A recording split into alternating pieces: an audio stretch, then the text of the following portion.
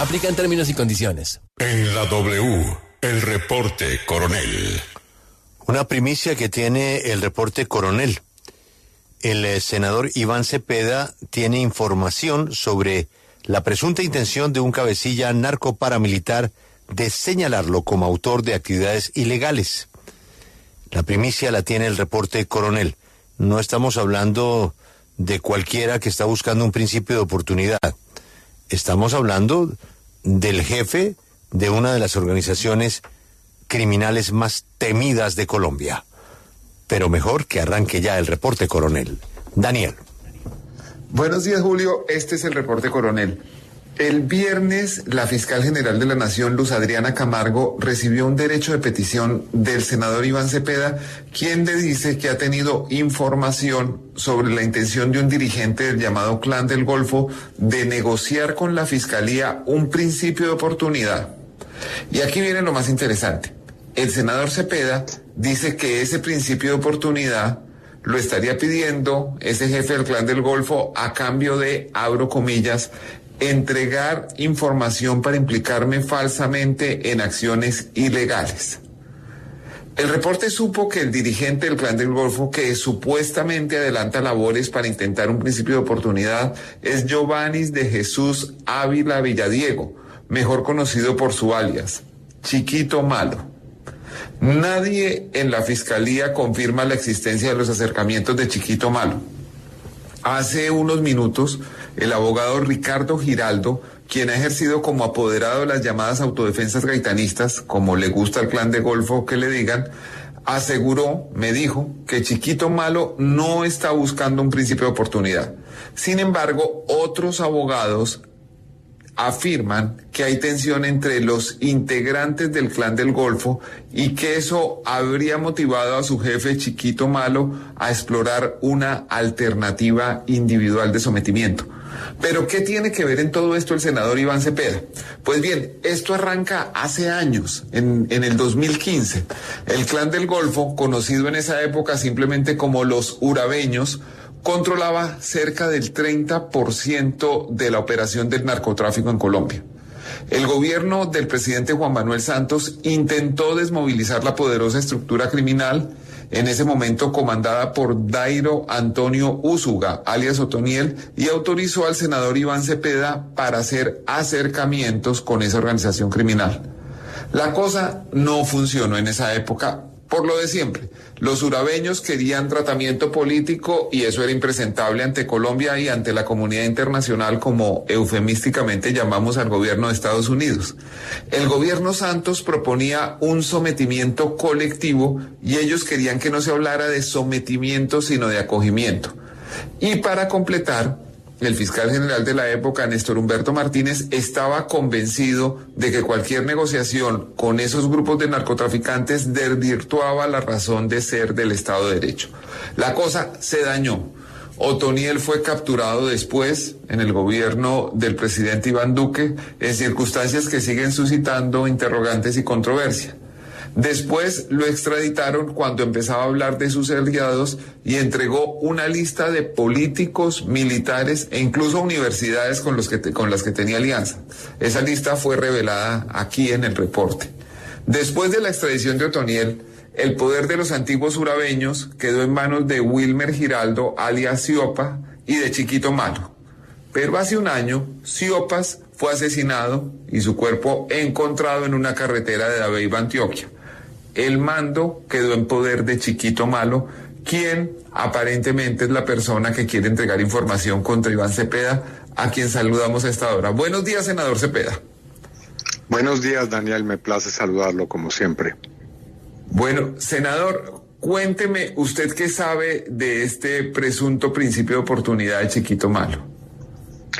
Bueno, hace unos días yo tuve información de una fuente que considero pues es creíble y esa información iba en el sentido de lo que usted ha reseñado. Un dirigente del Clan del Golfo, un jefe, estaría buscando un principio de oportunidad, unos beneficios de carácter judicial en la fiscalía, y para ello habría hecho un ofrecimiento de información que incluiría señalarme en acciones que son abiertamente ilegales. La información fue escueta, no entramos en muchos detalles, pero ante estas circunstancias yo siempre suelo proceder de una manera inmediata. Es decir, en el mismo momento en que me enteré de esta información, lo hice público a través de mi cuenta en X y he solicitado formalmente a la Fiscalía se me informe si es cierto o no que hay en curso, o si puede haber en curso una clase de sometimiento de esta naturaleza. Porque si es así, pues este sometimiento estaría siendo a cambio de información falsa. Y para eso estoy dispuesto a responder como lo he hecho siempre ante la justicia. El abogado Ricardo Giraldo, quien ha oficiado como representante legal de las llamadas autodefensas gaitanistas, me dijo hace unos minutos que él no sabe y que desmiente cualquier principio de oportunidad en el que esté Chiquito Malo. Lo cierto es que hace 9 años, en el gobierno del presidente Santos, usted intentó un acercamiento con los urabeños, que ahora se llaman autodefensas gaitanistas. ¿Cuál era la naturaleza de su relación con ese grupo? Bueno, ese fue un proceso de acercamiento que fue hecho con la expresa autorización del presidente de la República, que en este momento era Juan Manuel Santos, y con la participación del fiscal general de la Nación. En un primer momento estuvo ahí el doctor Jorge Perdomo y luego el doctor Néstor Humberto Martínez, y más adelante intervino directamente quien era vicepresidente de la República, el general Óscar Naranjo. Para ese tipo de gestiones, pues nunca se tuvo un contacto directo con los jefes del Clan del Golfo, sino a través de representantes que fueron debidamente acreditados ante el gobierno nacional y ante la Fiscalía. Y bueno, ahí se avanzó, como usted ha dicho, y hubo realmente una posibilidad cierta de que esta gente, por lo menos una parte de ese grupo, se desmovilizara, pero también hubo muy fuertes interferencias, debo decirlo, para que eso se lograra. Se votó una ley en el Congreso de la República que nosotros criticamos muy seriamente porque realmente no ofrecía ninguna posibilidad seria de viabilizar este sometimiento, y eso contribuyó, entre otros factores, a que se echara por tierra la posibilidad de lograr esta desmovilización. Senador Cepeda, usted nos dice no hubo contacto con los jefes en esa época, pero ahora, pues digamos, la persona que supuestamente estaría buscando ese principio de oportunidad es alias Chiquito Malo. ¿Usted lo conoció en esa época? No, nunca he tenido ningún contacto ni directo ni indirecto con ese señor. En esa época quien era el jefe de la organización era el señor alias Otoniel, y este señor apareció luego en escena realmente. Así que cuando hicimos esos esfuerzos de facilitación, él ni siquiera figuraba como uno de los principales pues jefes de la organización. Fue posterior a ese acercamiento. Esta no es la primera vez, senador Cepeda, que hay un intento para vincularlo a usted con actividades ilegales, pero este coincide con el inicio del juicio al señor expresidente Álvaro Uribe. ¿Cree usted que puede haber una relación entre los dos hechos? No he hecho ese tipo de relaciones, o no tengo ningún elemento que lo indique, pero frente a este tipo de campañas difamatorias, pues yo procedo de una manera estandarizada, es decir, cuando me entero de ellas, inmediatamente pongo en conocimiento a las autoridades.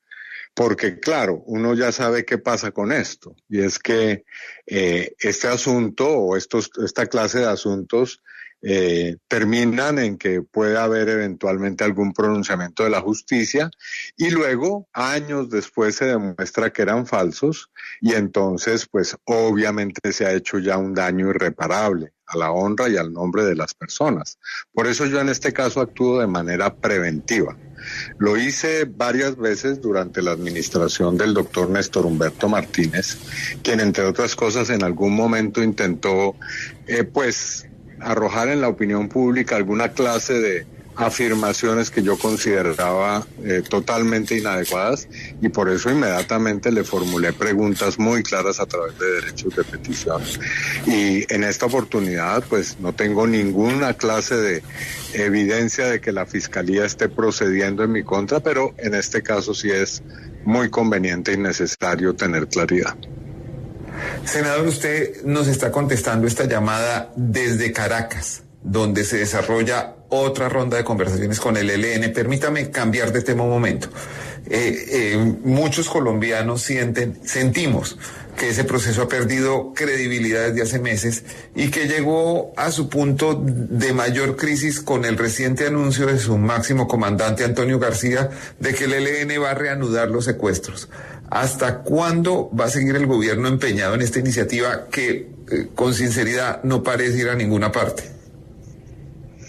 No, yo no diría eso, Daniel. Llevamos 1 año y tal vez 9 meses de diálogos con el ELN y en este lapso se ha producido un cese al fuego que ha durado va a durar cerca de 1 año o 1 año. El próximo 3 de agosto se cumpliría 1 año. En ese tiempo el ELN ha suspendido algunas de las acciones, especialmente contra la fuerza pública que han generado en otros momentos un daño muy grave, pues a familias, a personas que están en la institución de la fuerza pública o en las instituciones de la fuerza pública. Y eso hay que valorarlo positivamente. El ELN suspendió el secuestro durante algunos meses, ha anunciado que va a reanudar esa práctica. Nosotros, por supuesto, que le hemos exigido que retome su compromiso, pero así son las negociaciones de paz, es decir, están sometidas a una serie de crisis, problemas, situaciones difíciles, pero hay que perseverar en ellas. Ahora estamos en esta reunión en la que aspiramos a que el próximo 25 de mayo por primera vez se pueda firmar un acuerdo sobre un punto de agenda con el ELN. En este caso son 6 los puntos, eso querría decir que estaríamos ya terminando el primer punto de la agenda. Claro, se dirá es poco con relación al tiempo transcurrido, pero hemos avanzado también en otros campos, como ya lo he dicho. Senador, por último quiero hacerle una pregunta. Por años usted y otros miembros de la izquierda trabajaron para lograr que un miembro de la izquierda llegara a la presidencia de Colombia, que hubiera un gobierno de izquierda. ¿Era esto que está pasando lo que ustedes se imaginaban? Pues lo que yo siempre supuse, y en eso no me he equivocado, es que iba a ser muy difícil y que iba a estar lleno de dificultades, de problemas, de errores, y también de aciertos importantes, y yo creo que esa convicción la sigo teniendo. En un país como Colombia, que tiene tantos problemas, el comienzo de un gobierno que quiera hacer un cambio está marcado precisamente por esa clase de obstáculos y de problemas. Yo creo que hay asuntos en los que el gobierno ha acertado.